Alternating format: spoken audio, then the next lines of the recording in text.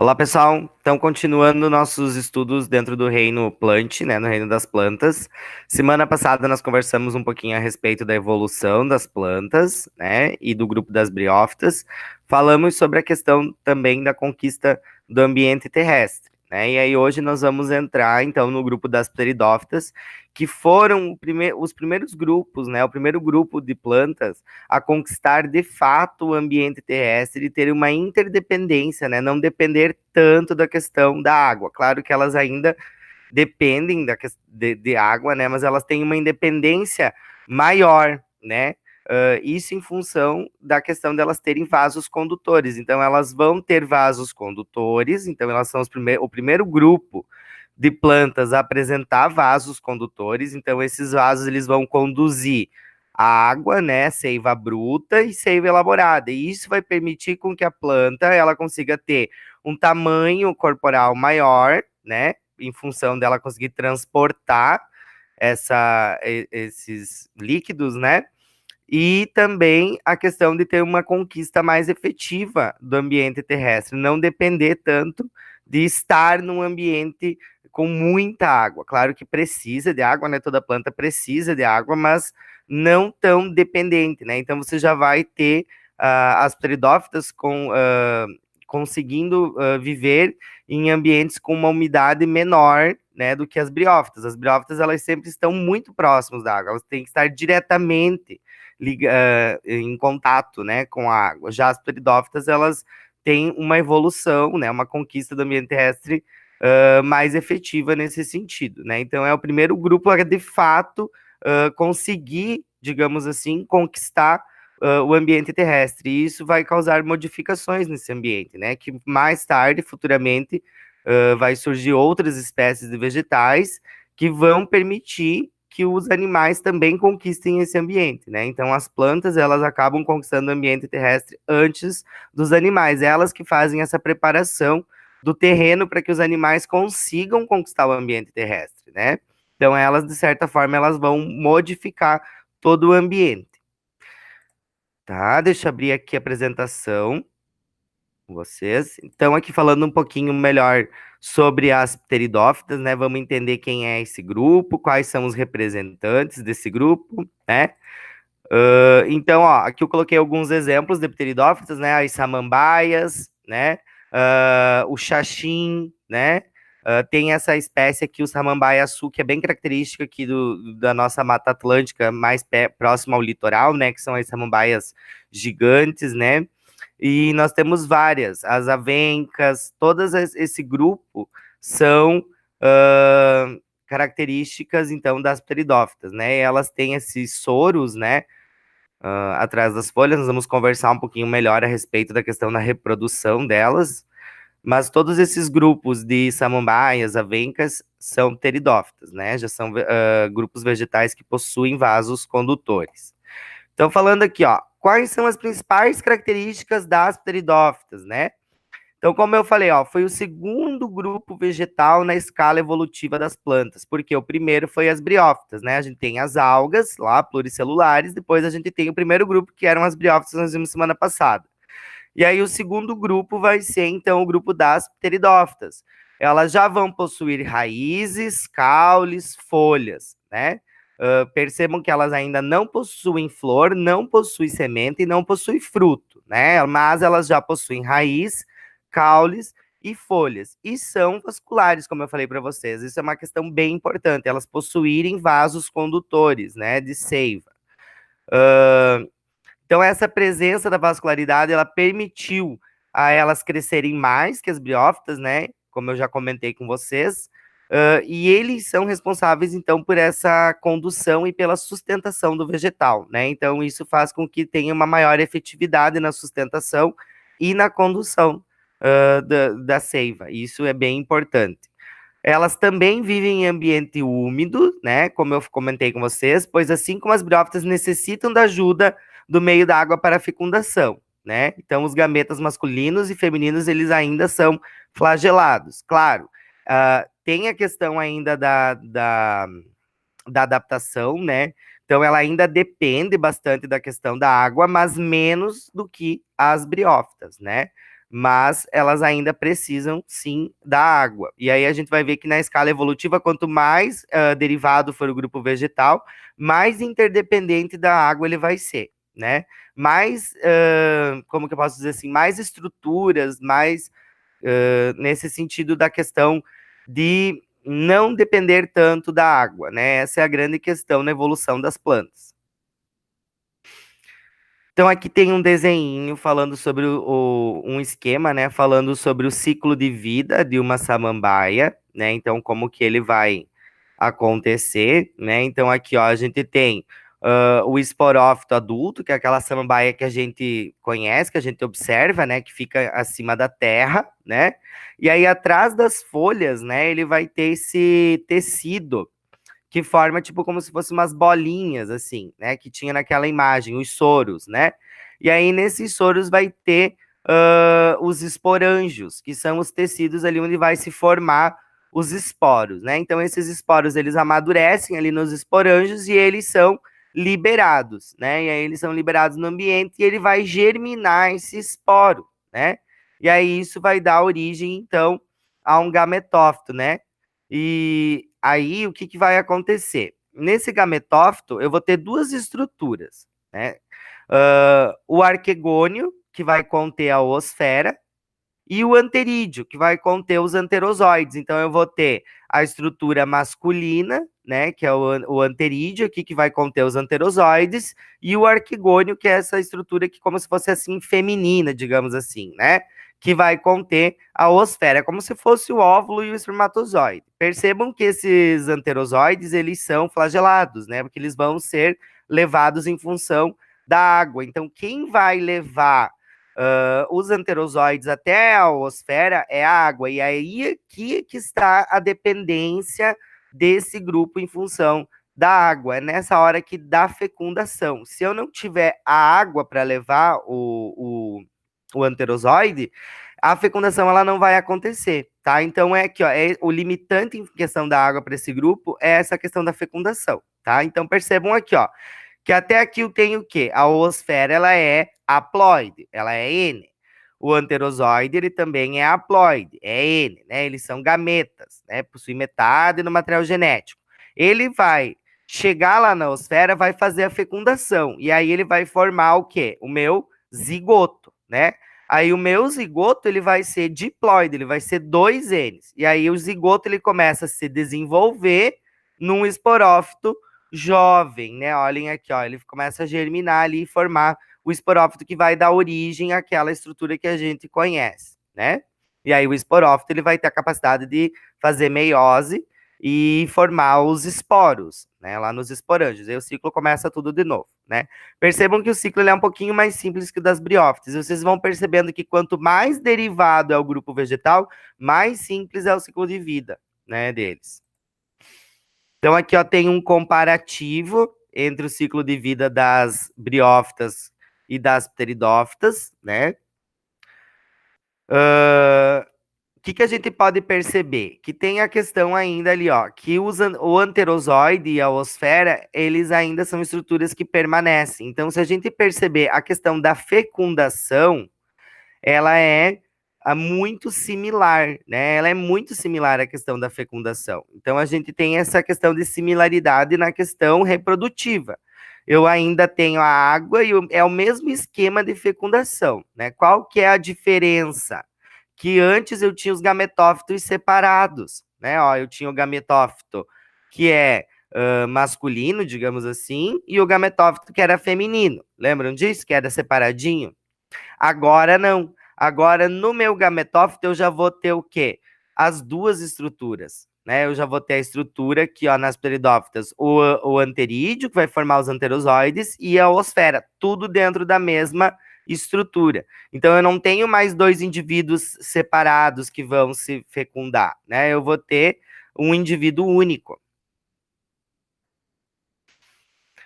Aqui tem um quadro que faz a comparação das características, então, entre as briófitas e as pteridófitas, né? Então, ó, as briófitas são avasculares, não possuem vasos condutores de seiva.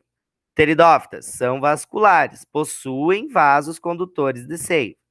As briófitas são de pequeno porte, né? Já as pteridófitas têm de médio porte e tem algumas até que chegam a mais de 1 metro, até 2 metros de altura, que são aquelas samambaias gigantes que eu falei para vocês. Então pode sim ter de porte um pouquinho maior, né? Claro que não chega ao tamanho de uma gimnosperma, que nós vamos ver daqui a pouco, mas ela já pode ter um porte um pouco maior, né? Então ela é de médio porte. As briófitas possuem rizoide, cauloide e filóide. Já as pteridófitas, elas possuem raiz, caule e folhas, né? Aí o que é igual? Ambas não possuem sementes e nem flores, então elas ainda não têm a estrutura das sementes e das flores, e ambas vivem em ambiente úmido, pois dependem da água do meio para a reprodução, né? Então elas ainda estão limitadas à questão da água para a questão da reprodução. Lembrando que as pteridófitas já um pouquinho menos em função da questão de serem vasculares e poderem ter um tamanho um pouquinho maior, né? Então, e conduzir essa água dentro do sistema, coisa que as briófitas não conseguem. Grupo das gimnospermas, que é o próximo grupo que nós vamos ver, né? Que são os pinheiros, as araucárias, né? As sequoias. Então, o grupo das gimnospermas, eu trouxe uma curiosidade inicial para a gente introduzir o grupo, né? E fala com relação ao seguinte: vocês sabem qual é a maior árvore do mundo? Né? Então, a maior árvore do mundo é uma gimnosperma e é a sequoia gigante que eu acabei de falar, né? Então, aqui tem uma imagem, vocês podem perceber. Então, olhem a comparação entre uma pessoa e a sequoia, né? Ela chega a muitos metros de altura. Então, aqui, ó, a maior árvore do mundo, as principais dimensões dela, né? Então, a altura acima da base chega a 83,8 metros, a circunferência embaixo da base é mais de 30 metros de circunferência, tá? E a idade estimada dela é 2.200 anos. Tá? E ela fica lá no Parque Nacional das Sequoias, na Califórnia. Tem várias sequoias gigantes lá.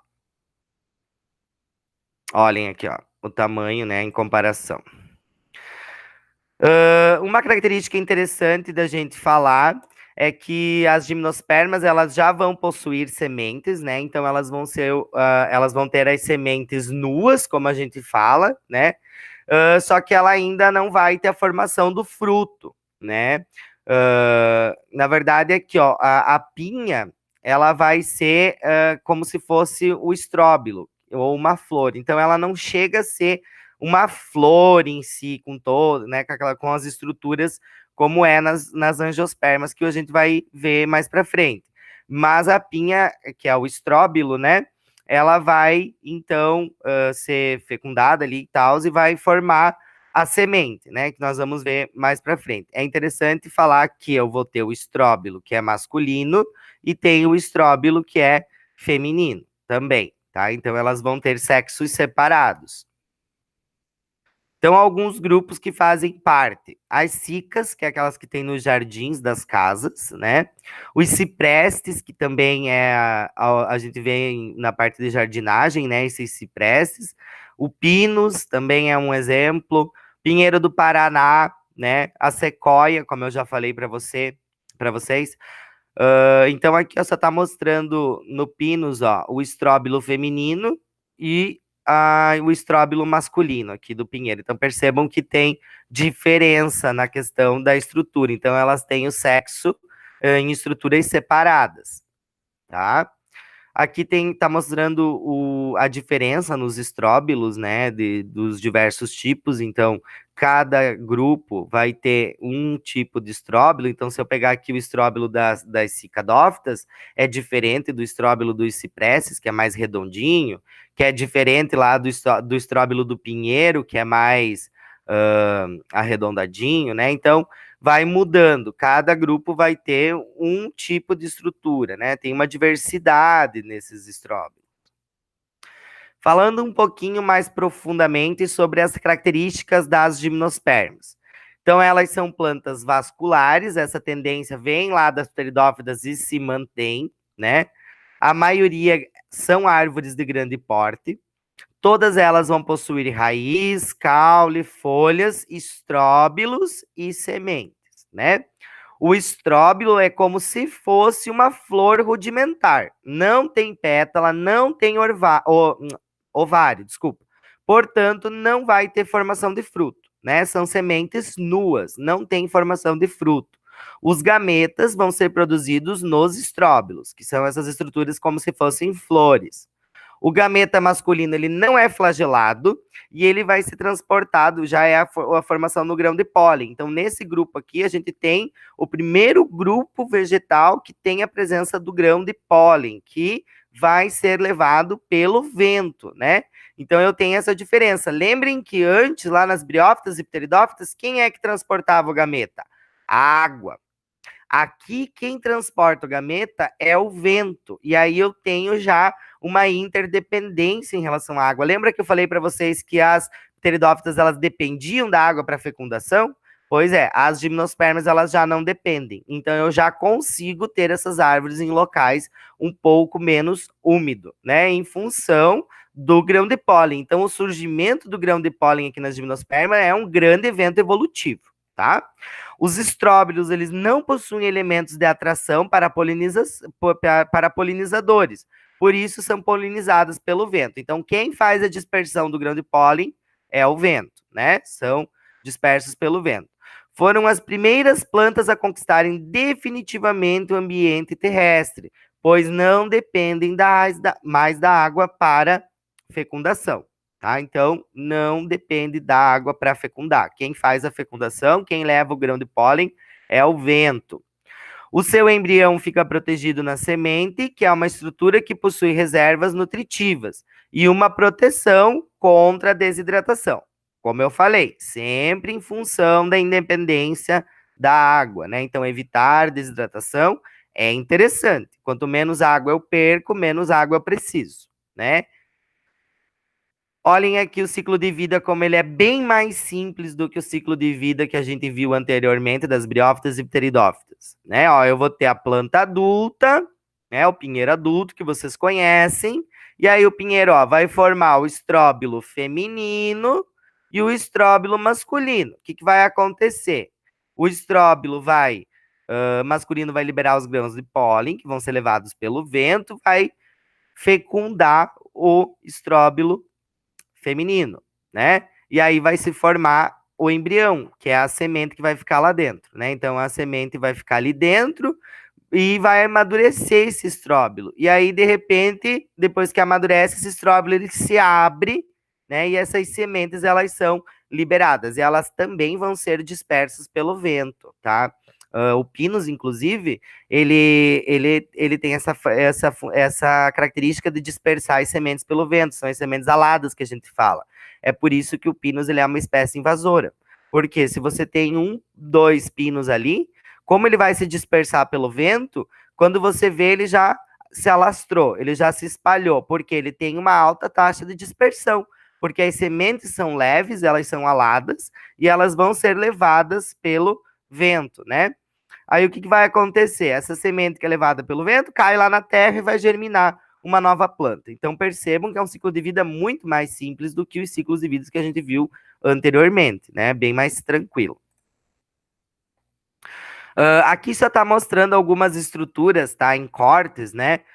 Ainda dentro da questão do ciclo de vida, ó, tá mostrando o estróbilo masculino, né? Como é que acontece a fecundação, ó. Então eu vou ter lá a árvore, né? Que vai ter, ó, as flores, então, que são os estróbilos, não são flores, né? Que tem o estróbilo feminino e o estróbilo masculino. O estróbilo masculino vai produzir o grão de pólen, né? Ó, que vai fecundar o estróbilo feminino, né? Que vai ter lá o óvulo que vai fecundar. Então, o grão de pólen ele chega ali, ó, e fecunda o óvulo. E isso vai formar, então, lá dentro a semente, que depois vai germinar e dar origem a uma nova planta. É o mesmo ciclo de vida que nós vimos antes, só que de uma forma um pouquinho mais detalhada, mostrando aqui como que vai acontecer essa fecundação ali dentro do estróbilo feminino. Aqui tem mais uma imagem, ó. Então, aqui, ó, do pinheiro, a gente tem o estróbilo feminino, né? Que depois, mais tarde, quando ele for fecundado, ele vai dar origem às sementes, que é o pinhão, que a gente come, né? Então aqui, ó, tá mostrando, ó, aqui dentro lá do pinhão eu tenho a casca, o tegumento, o embrião ali dentro, ó, que vai germinar, que é aquele fiozinho que tem dentro do pinhão. Então esse ali é o embrião que germina. E ali aquela parte branca que a gente come é o endosperma, que é o que vai nutrir o embrião, né? Então aquela parte que a gente come ali do pinhão é o endosperma, que é onde tem a parte nutritiva que vai nutrir esse embrião. Beleza, pessoal? Então, na próxima semana a gente vai trabalhar a parte das angiospermas. Na aula de hoje seria isso. E aí a gente dá continuidade na sequência das angiospermas. Para as angiospermas, eu vou deixar uma aula exclusiva para elas, porque tem bastante coisa. A gente entra na parte de estruturas. Então, as angiospermas, elas são mais. Tem mais coisas, tem mais tipos, né? Tem mais diversidade. Então, demora um pouquinho mais. Beleza? Fiquem bem, até a próxima.